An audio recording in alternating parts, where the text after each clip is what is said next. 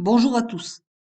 Dans cette vidéo, je vais vous présenter comment on étudie à l'aide de calculs le signe d'une fonction affine.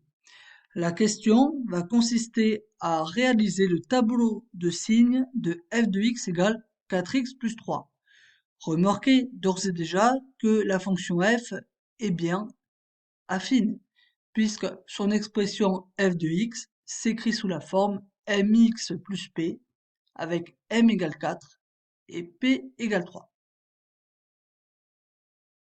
La première étape va consister à déterminer la valeur de x pour laquelle la fonction va s'annuler, c'est-à-dire pour laquelle f de x égale 0. Pour trouver cette valeur de x, nous allons donc résoudre l'équation f de x égale 0. Donc f de x égale 0, en remplaçant f de x par 4x plus 3, c'est équivalent à dire que 4x plus 3 est égal à 0. Vous retrouvez ici une équation du premier degré que vous savez résoudre. Donc, en résolvant cette équation du premier degré, nous trouvons que x égale moins 3 quarts. Cela signifie que lorsque x égale moins 3 quarts, f de x va être égal à 0. À l'aide de ce renseignement, je vais être capable de compléter un petit peu le tableau de signes. Tableau que j'ai réalisé donc ici. Donc lorsque x égale moins 3 quarts, donc première ligne, f de x, c'est-à-dire 4x plus 3, est égal à 0. Voici comment je le mentionne, comme on l'a déjà vu dans le cours. Maintenant que j'ai placé le 0 dans mon tableau de signes, il va falloir compléter les deux cases ici que je vous montre par les bons signes. Alors deux choix s'offrent à vous. Ou bien vous commencez par mettre un signe moins, puis après vous mettez un signe plus, ou inversement. Ou bien vous commencez par mettre un signe plus, et vous mettez ensuite un signe moins. Pour savoir quelle est la bonne façon de compléter ce tableau, on va devoir utiliser les variations de la fonction affine.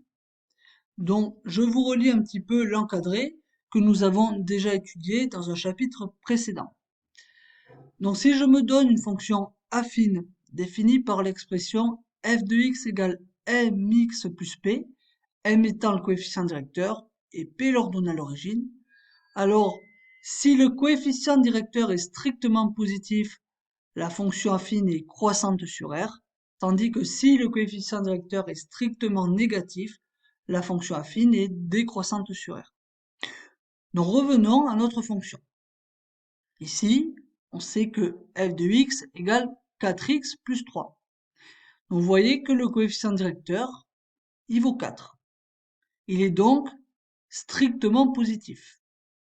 En utilisant donc l'outil que j'ai encadré, vous voyez que comme le coefficient directeur est strictement positif, la fonction est croissante sur R.